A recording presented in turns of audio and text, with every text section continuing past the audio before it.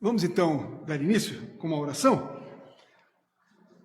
Pai, nós te bendizemos nesta manhã, dia do Senhor.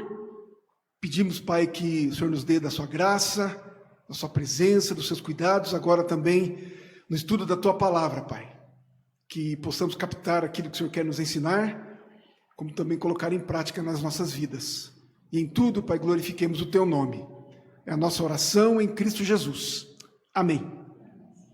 Então nós vamos dando continuidade ao estudo do breve catecismo de Westminster.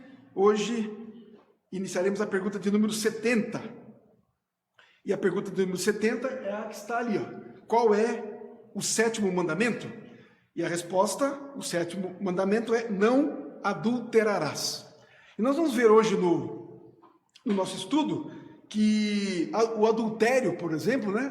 Logicamente que o significado principal é este que está aí colocado para nós: ato de infidelidade conjugal. Logicamente, esse é o principal significado. Mas a palavra, o termo adultério, significa também falsificar, adulterar, né, algo, documento, enfim, corromper, e também esse significado é tanto físico, material, quanto espiritual.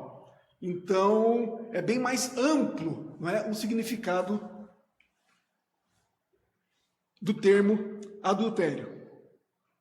Eu vou precisar de um outro... Não, acho que dá para pôr aqui mesmo.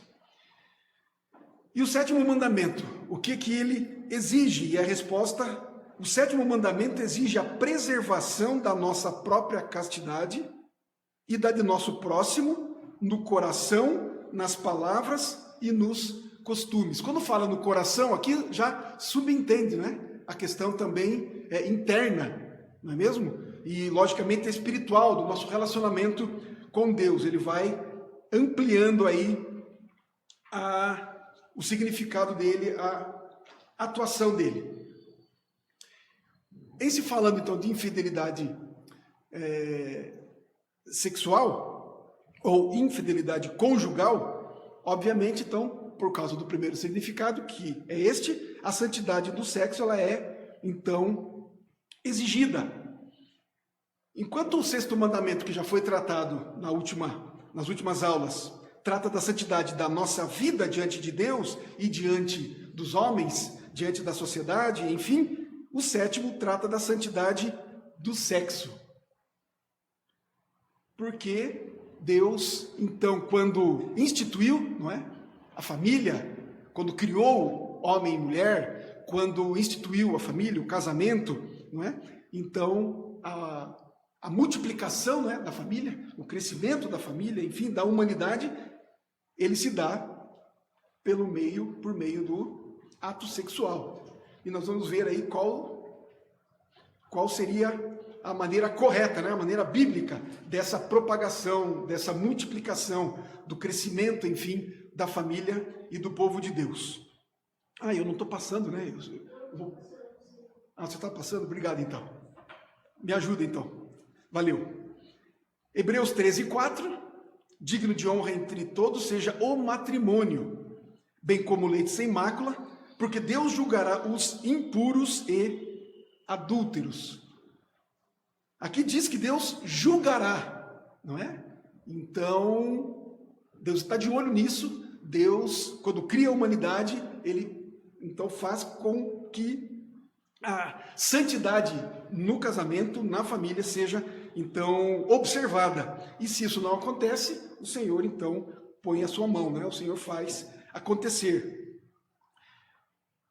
Provérbios 5:19 também fala a respeito disso. Pode abrir a sua Bíblia aí, por favor, em Provérbios. E quem encontrar já pode ler.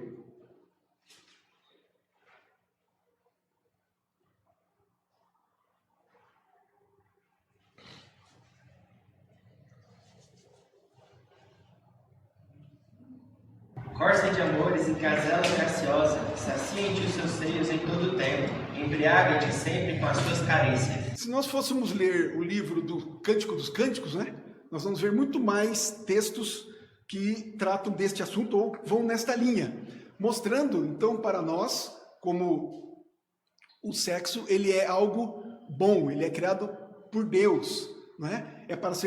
Mas para ser desfrutado dentro das condições, dentro daquilo que Deus mesmo instituiu e preconizou. Ou seja, em consonância aí com o Hebreus 13:4 e com a palavra de Deus, obviamente, no geral, dentro do matrimônio, dentro do casamento. Fora disso, o sexo, ele é pecado, não é? Mas dentro do casamento, ele é algo bom, ele é algo necessário, ele é algo para ser praticado com alegria também.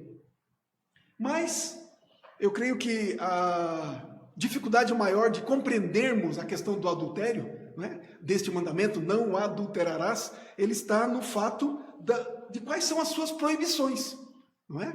O que esse mandamento, então, proíbe? O nosso breve catecismo, ele traz algumas questões, e eu também trouxe aqui para nós algumas coisas a mais que o nosso catecismo maior, que ele é um pouco mais amplo, ele também trata. E nós vamos observar aqui que, de fato, a questão do adultério, ela não se resume, como dissemos no começo, não se resume apenas à infidelidade conjugal. A questão do adultério, nas Escrituras, ela também a palavra de Deus chega a dizer-nos, por exemplo, que a idolatria, não é? Quando alguém, ao invés de adorar o verdadeiro Deus, adora outros deuses, idolatria, isso é considerado uma infidelidade conjugal. Então, o que é que proíbe o 7º mandamento? O 7º mandamento proíbe todos os pensamentos, palavras e ações impuros. Então, não se resume apenas ao ato físico, não é? E nós vamos ver isso aqui. Tem a ver também com o coração, tem a ver com as palavras, tem a ver com aquilo que que o ser humano tem dentro de si. Quando isso vai contra, então, a palavra do nosso Deus. Próximo, por favor. Como eu disse há pouco, apesar de estarmos estudando o breve catecismo de Westminster, o catecismo maior nos ajuda a compreender melhor quais são os pecados proibidos no 7º mandamento. Então temos aqui mais alguns, como podemos dizer aqui, alguns itens, né? Alguns termos a mais que nos ajudam a compreender, então, o adultério. Então, adultério, por assim dizer, o próprio termo, a fornicação. Qual que é a diferença entre adultério e fornicação?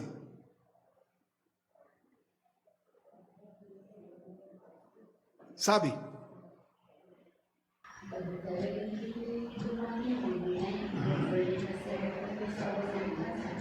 Isso. O adultério é praticado quando um dos cônjuges, né, tem um relacionamento sexual fora do casamento. E fornicação é quando não são casados, não é? Então, por exemplo, namorados, né, que praticam aí o sexo, portanto não são casados, então o termo é fornicação. Estupro, incesto, que é o sexo, né, dentro da família, né, sobrinho com tia, o tio e sobrinha, enfim. A sodomia, que é o homossexualismo, né, no caso aqui, homem com homem, então é a sodomia. E toda concupiscência antinatural, tudo que for antinatural, tudo que estiver fora do que Deus preconizou, do sexo dentro do casamento entre um homem e uma mulher, tudo que for antinatural, então, é considerado adultério, é pecado, né? E mais, toda imaginação, pensamento, propósito e sentimentos impuros. Então, tudo isso é considerado adultério, considerado pecado. Então vai além do ato em si, físico, praticado, não é? Fora do casamento, ou esse pecado de adultério. Mais ainda, toda comunicação corrupta ou torpe, ou ouvi-las.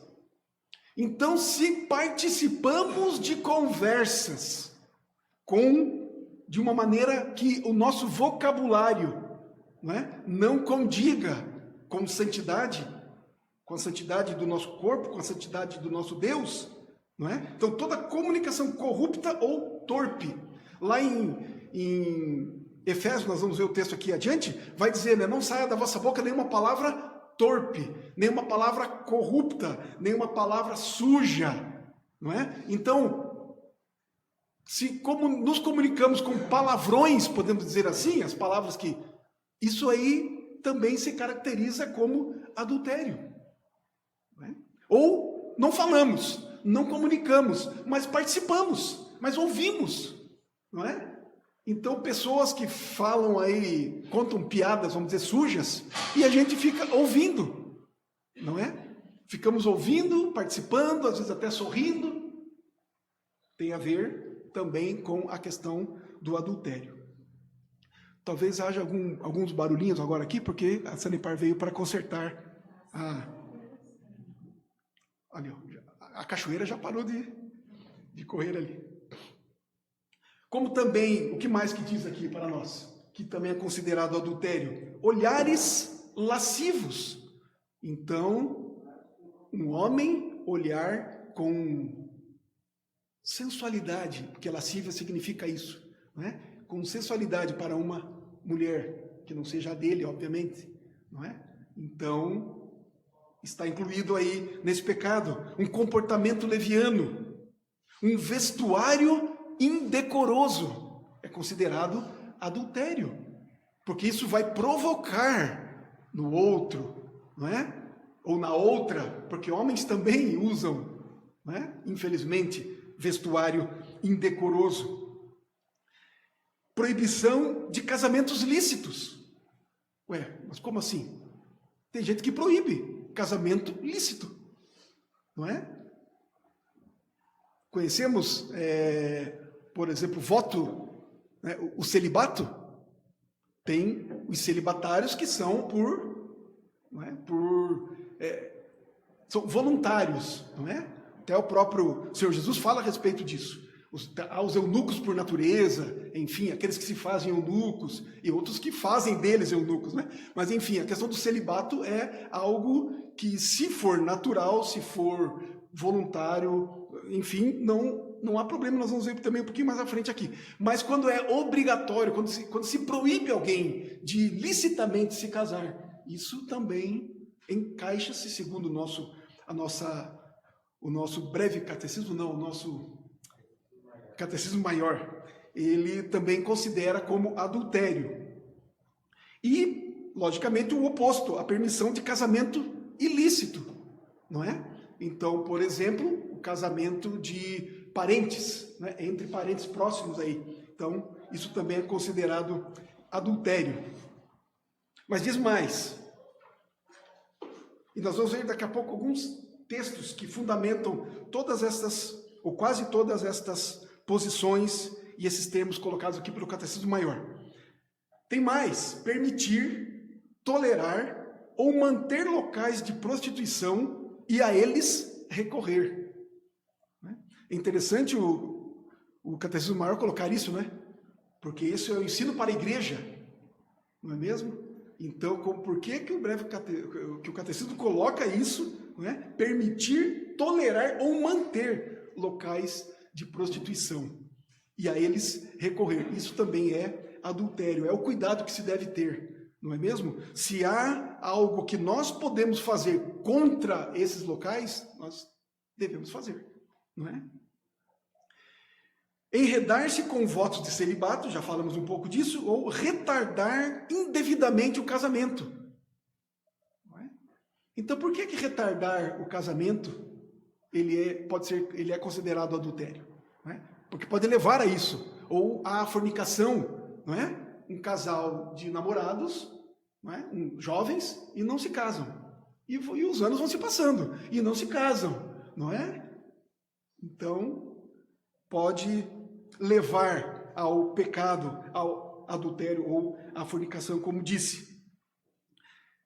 Ter mais de um cônjuge ao mesmo tempo, não é? A bigamia ou a poligamia. Então, é considerado também como o pecado do adultério.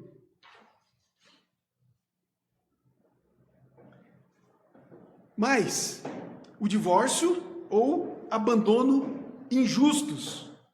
Então, obviamente, o divórcio, né? Claro, sobre isso, e o abandono injusto. O que seria um abandono injusto? Quando o marido ou a esposa abandona o seu cônjuge sem causa justa. Qual seria uma causa justa para o abandono? Quando uma mulher, por exemplo, né, apanha do marido, a violência, não é?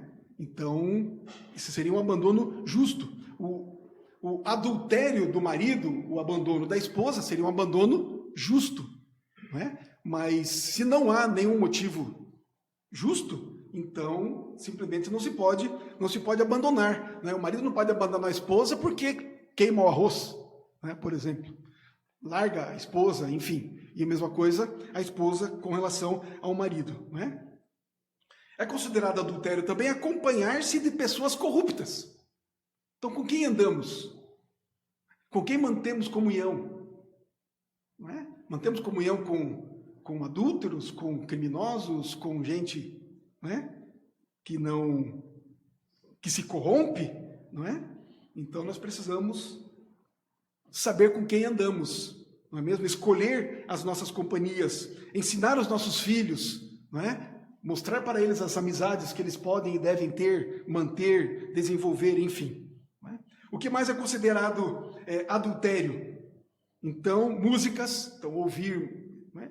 Cantar, ouvir esse tipo de músicas, ler tipos de livros, revistas, enfim, figuras, danças, não é? E espetáculos lascivos que promovam aí a sensualidade, não é? Então, evitar isso.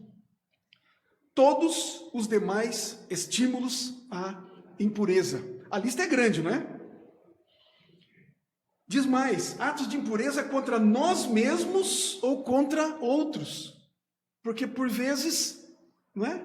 Pessoas podem pensar, não, mas eu não estou prejudicando ninguém. Não é? Estou sozinho. Só eu. Ninguém está vendo. Não é? O Senhor está vendo. Não é? E está, então, dessa maneira podemos ofender, né? Na verdade, se praticamos esses atos de impureza, estamos ofendendo ao nosso Deus. E, obviamente, a nós mesmos, não é? Então, essas coisas todas são também consideradas adultério, ou seja, infringindo aí o 7º mandamento. Alguns textos, então, e eu quero, então, dividir esses textos, vamos lendo, não é? E, na medida em que vamos lendo, a necessidade de comentarmos um ou outro, vamos fazendo isso, tá bom? Então, vamos começar aqui, ó, com a Maria, 1 Tessalonicenses, Maria, 4, de 2 a 8.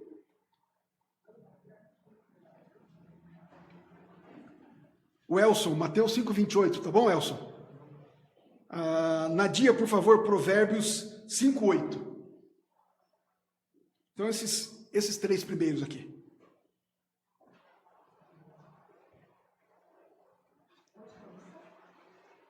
Pode começar. 1 Tessalonicenses 4, de 2 a 8. Porque estáis inteirados de quantas instruções vos demos da parte do Senhor Jesus. Pois esta é a vontade de Deus, a vossa santificação, que vos abstenhais da prostituição. Que cada um de vós saiba possuir o próprio corpo em santificação e honra, não com o desejo de lascívia, como os gentios que não conhecem a Deus. E que nesta matéria ninguém ofenda nem defraude o seu irmão, porque o Senhor, contra todas essas coisas, como antes vos avisamos e testificamos claramente, é o vingador. Porquanto Deus não vos chamou para a impureza, e sim para a santificação. Dessarte, quem rejeita essas coisas não rejeita o homem, e sim a Deus, que também vos dá o seu Espírito Santo.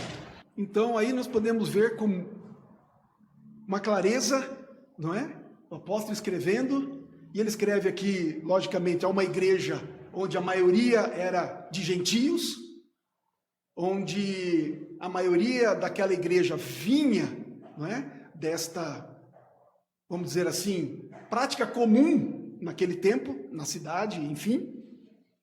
E aí, então, por isso que o apóstolo escreve isso para esta igreja, uma igreja nova, não é? Onde ele fala, e ele até coloca aqui, não é? Como os gentios, né? Não com desejo de lascívia, como os gentios que não conhecem a Deus. Então, quem pratica estas coisas está demonstrando que não conhece a Deus. E o termo conhecer nas Escrituras, nós já sabemos como é que ele é, não é? O significado.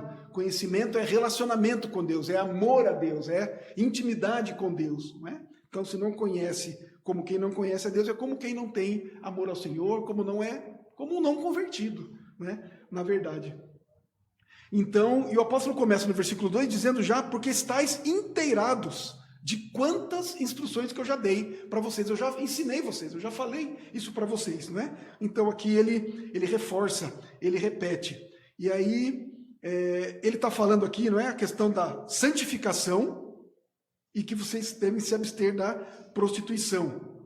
Deve saber possuir o seu próprio corpo, porque senão o que acontece?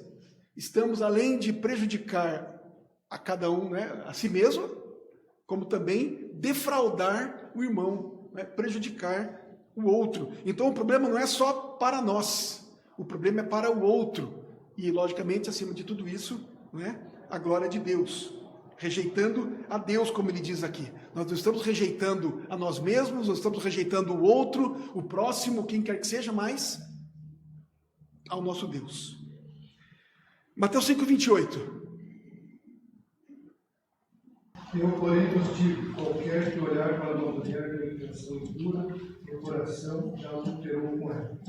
Então, o adultério, como nós já dissemos no início aqui, não é só uma questão material, né, física, o ato em si praticado, mas é também a questão da mente, do coração, da intenção, não é? Então já adulterou se apenas tiver aí um pensamento ou um olhar, não é, impuro para uma mulher. No caso, não é? O homem também, não é? Ao contrário, a mulher também ter esse olhar para um homem que não seja aí o seu marido, enfim. Provérbios 5:8. Afasta o teu caminho da mulher adúltera, e não te aproximes da porta da sua casa. Então, aí o provérbio está dizendo claramente, não é? Primeiro tem que afastar, não é? E de fato o que ele está querendo dizer é evitar, né? Fique longe, não é mesmo? Isso é algo que a gente precisa reconhecer, por conta da nossa velha natureza ainda que quer imperar em nós, que quer nos dominar, não é? E a gente pode dar um ladinho, não é? Ah, não tem problema. Comigo não vai acontecer. Né? Isso aqui. Daqui a pouco, né, pode acontecer de fato algo, pode se cair no pecado. Então, é um dever nosso, não é uma sugestão, é um dever que temos de nos apartarmos disso, nos livrarmos dessas coisas, né? 1 Timóteo 2, 9 e 10. A irmã Matildes, por favor. A irmã Isani, Efésios 5, 3 e 4. E a irmã Merileusa, Mateus 15, 19, por favor. 1 Timóteo, capítulo 2, os versos 9 e 10. Se encontrou, pode ler. Da mesma sorte que as mulheres, em traje decente, se ataviem com modéstia e bom senso, não com cabeleiras frisadas e com ouro ou pérolas, ou vestuário dispendioso, porém com boas obras, como é próprio às mulheres que professam ser piedosas. Então essa é a instrução, não é? Como é que as mulheres devem se vestir? Não é? Com discrição, não é? Com uma roupa não indecorosa, porque essas coisas todas chamam a atenção, não é? Para o que não é devido, não é mesmo? E uma roupa indecorosa chama a atenção para o lado aí sensual, não é? E isso não deve acontecer, não devemos, então, as mulheres devem ter esse cuidado, não é? Hoje tem muito dessa história aí, né? Meu corpo, minhas regras, não é isso? Não é o que se fala aí? Então, eu faço o que eu quiser porque o meu corpo é meu, não é? Então, isso não condiz com a palavra de Deus, não condiz com o que Deus preconiza, então, o que ele fala especialmente aqui. E uma vez mais, né, é interessante nós sempre lembrarmos disso. O apóstolo Paulo está falando aqui para Timóteo, que era pastor de uma igreja. Ele está falando isso para as mulheres membros de igreja, mulheres crentes, não é? Então, não está falando para do mundo. Então, que isso por vezes pode até vir a acontecer na época que poderia estar acontecendo, não é? Certamente, acontecer nos nossos dias, nas nossas igrejas, não é? Com as irmãs das nossas igrejas. Então, traje decente, modéstia, bom senso, não é? Aí teríamos que estudar um pouco mais profundamente, né? O que seria cabeleira frisada, não é? Enfim, mas na verdade o princípio é esse, né? Que não chame a atenção para o que não se deve, né? Não chame a atenção para si, não é? Mas aqui para as boas obras, como ele diz aqui, não é? Praticar as boas obras, e isso logicamente no nome do Senhor. Efésios 5, 3 e 4. Mas a impudícia e toda sorte de impureza ou cobiça nem sequer se nomeia entre vós, como convém a santos. Nem conversação torpe, nem palavras vãs ou chocarrices, coisas essas inconvenientes. Antes, pelo contrário, ações de graça. Olha aí, ó. Mas a impudicícia, o que é isso? Não é? Que não tem pudor, né? Sem pudor, né? E toda sorte de impureza. Aqui diz, não é nem para se nomear. Como é que um santo deve viver? Não é? Então, o que é que deve sair da nossa boca? Né? Nem conversação torpe. Então, palavra alguma, né? Suja, palavra, enfim, que agrida, né? Que agrida o outro também, né? Palavras vãs, palavras sujas, de fato, né? Palavrões, como essas coisas inconvenientes. Antes, pelo contrário, ações de graças. Então, ao invés desse tipo de comportamento, a nossa boca, né? A nossa conversação, a nossa fala, ela deve ser sempre pura. Em outro lugar, aqui mesmo em Efésios, diz que nós devemos sempre levar ao outro, né? Palavras que edificam, palavras de graça, não é?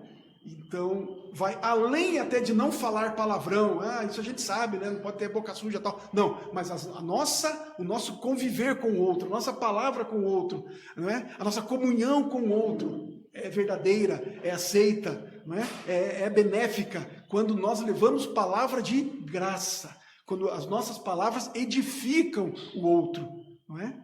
Então vai além de apenas não falar, né? Não cometer impurezas na nossa conversação, mas vai além, vai para edificar. Mateus 15, 19. Porque do coração procedem maus desígnios, homicídios, adultérios, prostituição, furtos, falsos testemunhos e blasfêmias. Olha aí. Então, de onde é que vem todas essas coisas? A boca fala do que está cheio o coração, não é? Então é do nosso coração. Então nós precisamos, de fato, ter o coração sempre vigiado, não é? O coração sempre cheio das coisas de Deus. Por isso insistimos sempre no estudo da palavra, na leitura das Escrituras, no meditar nas coisas de Deus. Porque quanto mais meditamos nessas coisas, quanto mais enchemos a mente e o coração dessas coisas, é mais disso que vai sair na nossa boca. Não é? Então, os pecados contra a pureza procedem do coração. Então, é disso que nós precisamos encher a nossa vida, o nosso coração, com a palavra de Deus. Mais alguns textos aqui. 1 Timóteo 4:3. O irmão Dério está podendo ler? Não, né? Também difícil, né? Ainda. Então, irmão Milton, o senhor pode ver para nós? 1 Timóteo 4:3, Daniel, Marcos 6:18. E a Carla, Malaquias 2:11 e 12. Pode ler, por favor? Então, 1 Timóteo 4:3.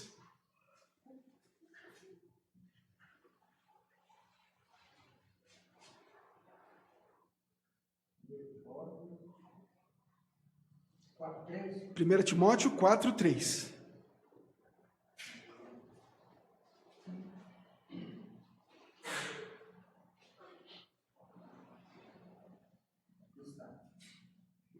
Quando eu pensava em viagem rumo à Macedônia. Eu acho que é outro, é 1 Timóteo. O senhor deve estar lendo 4:3.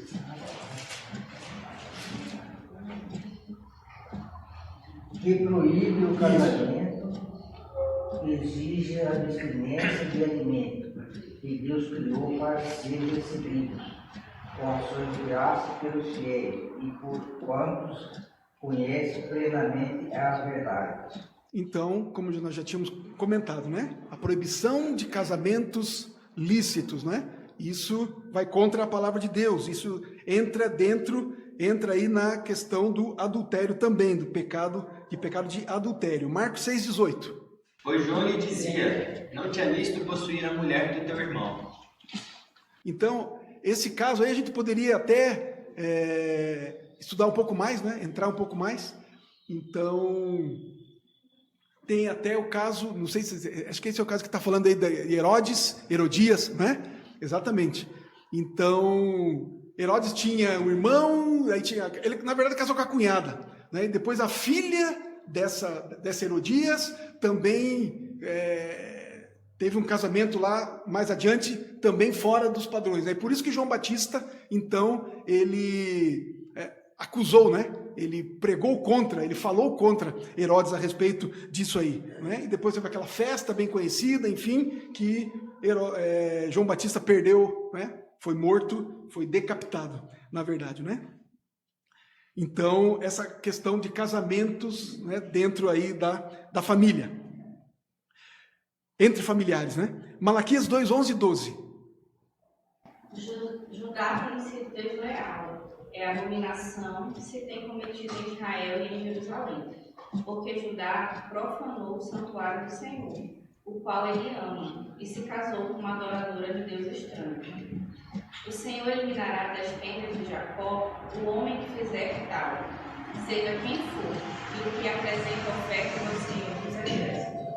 Então, isso é algo que nós vemos claramente ali no Antigo Testamento, né? Povo de Deus, alguém do povo de Deus casar com um idólatra, com alguém que não é do povo de Deus, com alguém que não serve ao Senhor, não ama ao Senhor, não é? Não é um filho de Deus. Então isso é considerado adultério. Lembra que nós falamos no início a questão da idolatria? Não é? Mas isso é do Antigo Testamento, não é mesmo? No Antigo Testamento, o povo de Deus não poderia se casar com alguém de um outro povo que não pertencesse ao Senhor. Mas e hoje? Estamos no Novo Testamento. Estamos no período, como dizem, né, da graça. Antes era o período da lei. Isso está muito em voga ainda. Essa má compreensão de que o Antigo Testamento tratava da lei, onde Deus era então rigoroso, era duro, e agora nós estamos no Novo Testamento, é o período da graça, onde Deus é bom. Antes era tudo proibido, agora é tudo liberado. Parece que é isso que, não é, pregam ou querem fazer. Não é? De forma alguma. Havia, não é, a lei no Antigo Testamento, como também a graça. Hoje há a lei, como também há a graça, da mesma maneira. Não é? Assim como Deus não admitia o casamento de um filho de Deus, não é? De um israelita, não é mesmo? Um cristão, portanto, um crente, no passado com alguém que não andasse com Deus, amasse o Senhor, enfim, hoje da mesma maneira, não é? Então... Agora eu vou estar falando sobre a antiga aliança, e por que agora nós não guardamos o sábado? Porque o sábado era a antiga aliança, né? Sim. E agora para ti? Isso, gente. Nós já tratamos disso aqui algumas vezes, não é? Tá bom. Então nós não vamos tratar profundamente de novo com relação a isso, mas só para tentar responder ao senhor aí rapidamente, precisamos primeiro entender o que significa sábado. O termo, o Shabat, né? Significa descanso, não é? Não significa em primeiro lugar, ou acima de tudo, dia da semana, sábado, sexta, sábado, domingo, né? Em primeiro lugar.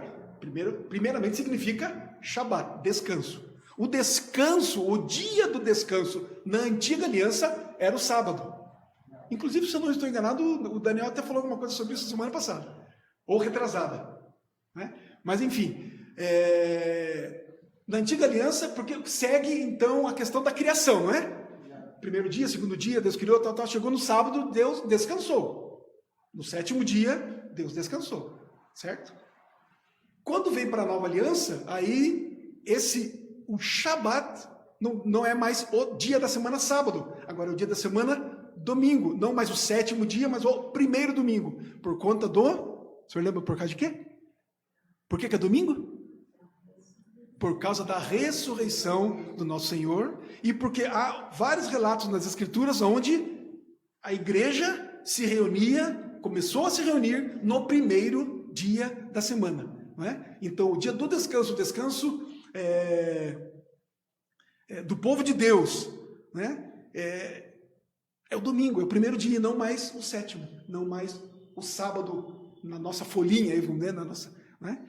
Então, na antiga aliança era o sábado, dia da semana, e na nova aliança é o domingo por conta da ressurreição do nosso Senhor Jesus, tá bom? Então é por isso, né? Que nós não nos reunimos mais E isso não quer dizer que não possamos nos reunir no sábado, como na segunda, que também já estudamos, quando estudamos a confissão de fé, não é? Quando estudamos até os próprios 10 mandamentos, nós comentamos sobre isso. Não é proibido nos reunirmos em outro dia da semana, não é? Mas, como as Escrituras mostram para nós essas coisas, a ressurreição do Senhor, enfim, e também que o exemplo bíblico, né, o costume, né, dos irmãos foi se reunirem aí já no Novo Testamento aos domingos, então nós seguimos esta prática, não é? E esta orientação do Senhor aí, tá bom?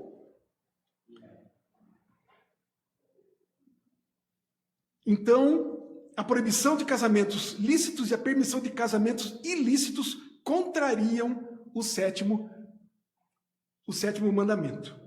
Malaquias 2, 14 e 15, Elielton, pode ler para nós também? E Deise, Mateus 19, 5.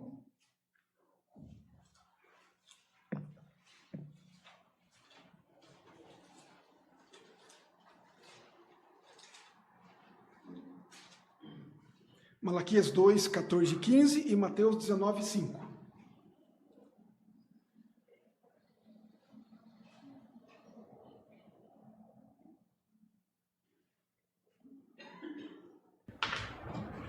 E perguntais, por quê? Porque o Senhor foi testemunha da aliança entre ti e a mulher da tua mocidade, com a qual foste desleal, sendo ela a tua companheira e a mulher da tua aliança. 15 também. Não fez o Senhor tudo, mesmo havendo nele um pouco de espírito? E por que somente um? Ele buscava descendência que prometeu.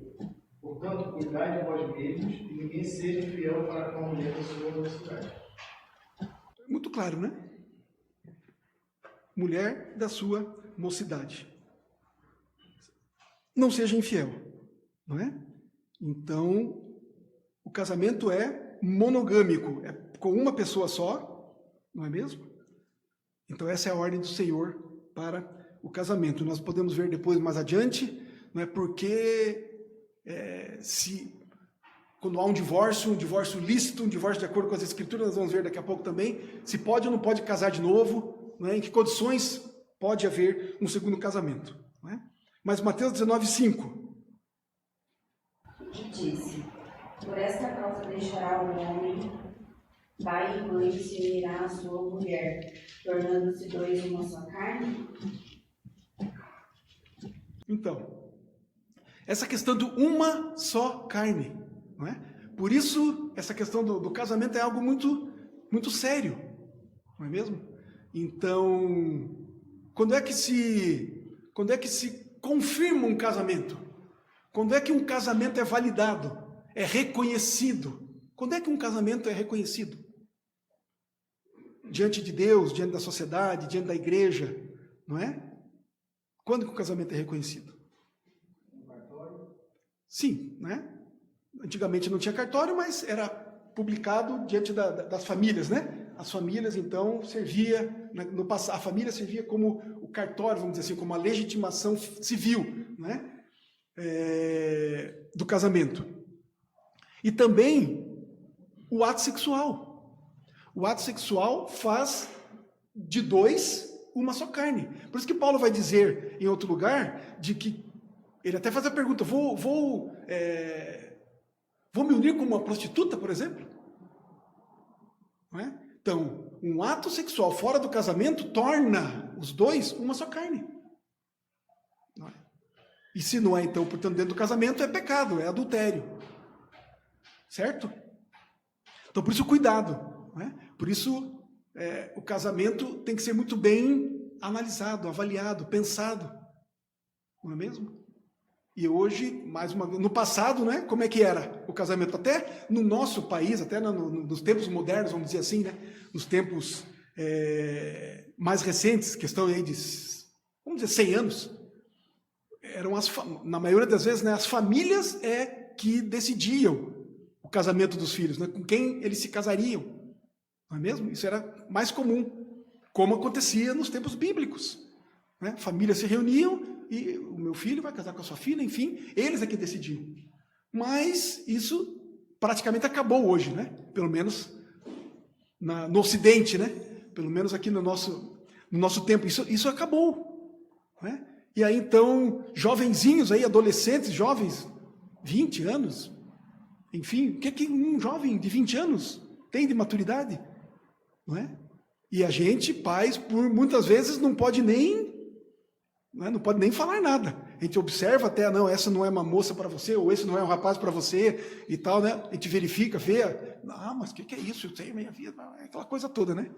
Então, por isso que é importante que desde pequenos, né, a gente já ensine as crianças no caminho em que devem andar, com relação a tudo, não é mesmo? Inclusive o casamento. Por isso, as amizades que nós devemos influenciar as nossas crianças, cuidar delas, escolher para elas as amizades. Elas não têm capacidade de conhecer, de entender, de avaliar as amizades, não é? E por aí vai. Então, chegando no momento do casamento, não é? E aí, então, há muito disso. Infelizmente, há muitos casamentos dentro da igreja que não são casamentos, não é? No Senhor. Não é? Deus perdoa? Vai para o inferno? Não é isso que a gente está dizendo, não é? Mas pode causar muitos desconfortos, né? Muitos problemas, não é mesmo? Enfim, não preciso contar essa história, não é? Há muitas famílias, casais, onde um só, não é? Vem para é fiel, é filho do Senhor, e as questões depois familiares com relação à fé, isso tudo fica bastante, por vezes, complicado, né? Em alguns lugares menos complicados, outros mais complicados, mas o importante dizer é que vai contra a vontade de Deus, né? Aí contar também com a misericórdia do Senhor também, né? Pensar nisso. Né? Não, eu caso, mas o Senhor é misericordioso, né?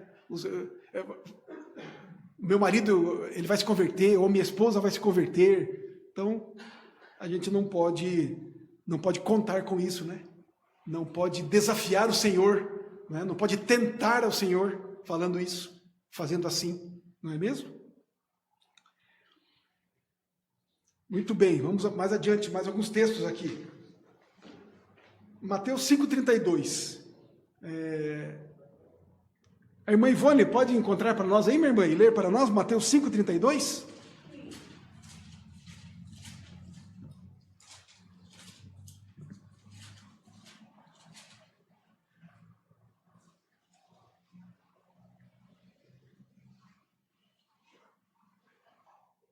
Eu, porém, vos digo, qualquer que repudiar sua mulher, exceto em caso de relações sexuais ilícitas, expõe a tornar-se adúltera. E aquele que casar com uma repudiada, comete adultério. Então, a gente vê aqui a seriedade que é, não é? E é muito mais amplo, como nós dissemos aqui, essa questão do divórcio, não é mesmo? Voltamos aí a lembrar, hoje o divórcio é feito por qualquer coisa, praticamente, não é? Alguns dias depois do casamento, você já pode ir no cartório e fazer o divórcio. A Deise daqui, ela até pode dizer com mais propriedade, né? Oi? Dia seguinte, olha aí, ó, nem dias. Dia seguinte já pode. Enfim, por qualquer motivo, não é? Mas aqui diz, não é? Repudiar a sua mulher, exceto em caso de relações sexuais ilícitas. Não é? E a relação sexual ilícita, aqui, a que ele se refere, é adultério. Não é? Se há adultério, então há autorização para o divórcio. Autorização bíblica. Não é? Não há obrigatoriedade do divórcio. Não é obrigado a se divorciar. Não é? Porque o perdão, ele deve prevalecer. Não é? A reconciliação, não é? Deve ser buscada, é o melhor a se fazer, né? Mas se não se alcançar isso, então existe aí a autorização, né? Para que haja então o divórcio. E tem mais, ele fala, né? A expõe a tornar-se adúltera, e aquele que se casar com a repudiada comete adultério. Então não tem só a ver com o casamento em si, ou com os dois em si, não é? Isso afeta outros. Não é? Então, uma vez mais falando com relação à seriedade do casamento e a tristeza que é a questão do adultério, não é? Romanos 13, 13 e 14. Martin, você pode ler para nós, Martin? Oi? Só uma dúvida. Quando tem violência física e psicológica no casamento, né? Ou ambas partes, não é considerado divórcio? Bom, se pode fazer o divórcio, né? Eu acredito que sim, não é? Eu acredito sim, porque isso é uma forma de, vamos dizer assim, uma forma de abandono, né? Uma forma de abandono. Quando, normalmente, né, a gente já viu mulher bater em homem também, né? Mas normalmente é o homem, né, exercendo a violência aí contra a mulher. Então, quando ele chega nesse ponto, não é? Já abandonou a família, já abandonou a esposa, não é? Então, sem dúvida nenhuma, eu creio que seja permitido, sem dúvida alguma, o divórcio no caso de violência, não é? Física, psicológica, sem dúvida. Deixa eu perguntar em cima dessa pergunta. Mas eles estão livres para casar? Não? Sim. A parte fiel, né? A parte fiel.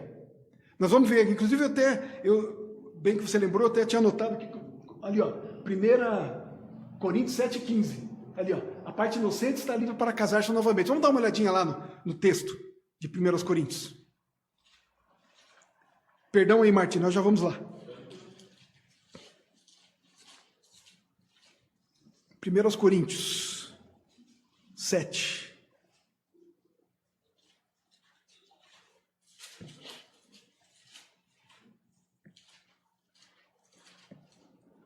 Primeiros Coríntios 7, 15. A gente teria que ler também todo o contexto aqui, não é? Mas o versículo, porque está falando aqui de se apartar, não é? O texto está falando de se o crente, né, o descrente quiser se separar do crente. Mas esse quiser se separar também é por conta da sua fé. Não é? O descrente, que não crê então no Senhor Jesus, não suporta conviver com aquele que crê no Senhor Jesus. Então, esse é o ponto aqui que está sendo tratado, não é? Então, versículo 15. Mas se o descrente quiser apartar-se, que se aparte. Em tais casos, e aí esse é o ponto que nós entendemos que há a permissão para um novo casamento, não é? Em tais casos, não fica sujeito à servidão, nem o irmão, nem a irmã. Então, ele está tratando aqui tanto do marido crente, não é? E do marido descrente, da esposa crente e da esposa descrente. E, especialmente, logicamente, Paulo está falando para os irmãos, né? Os da fé, tanto o homem quanto a mulher, ou o marido ou a esposa. Mas se o descrente quiser apartar-se, que se aparte, sendo homem ou mulher, né? Em tais casos, não fica sujeito à servidão, nem o irmão, se a mulher descrente quiser se apartar, nem a irmã, se o outro, né, descrente quiser se apartar. Então não fica sujeito à servidão, ele não fica obrigado, não é? Não fica servo do outro, não fica está descompromissado com o outro, não é? Então descasou, né, divorciou de alguém descrente, a parte inocente, no caso, não foi o crente que quis se apartar do descrente, mas o descrente que quis se apartar do crente, não é? Então ele pode casar. Isso acontece também, aplica-se a isso também ao divórcio por conta do adultério, não é? A parte inocente do adultério, ela tem autorização para se casar novamente, certo? É bom lembrar que há intérpretes, outros, que não entendem isso, não é? Há denominações, há igrejas que dizem o seguinte: casou, houve adultério, a parte inocente não pode se casar de novo, não é?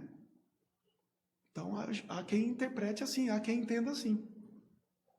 Casou, o casamento é uma vez só, não deu certo, o problema nem foi seu. Mas eles começam a avaliar, mas você escolheu casar com essa pessoa, você não conhecia, você não sabia, enfim, não é? Então nós entendemos por esse texto, quando se trata de servidão, então não fica sujeito ao outro, não fica preso ao outro, não é? Você está livre, você é a parte inocente. E aí serve para abandono, serve, né, quando o outro abandona, serve quando essa questão da violência, né, e o divórcio então é concedido, serve para a questão do adultério, né? Então é isso.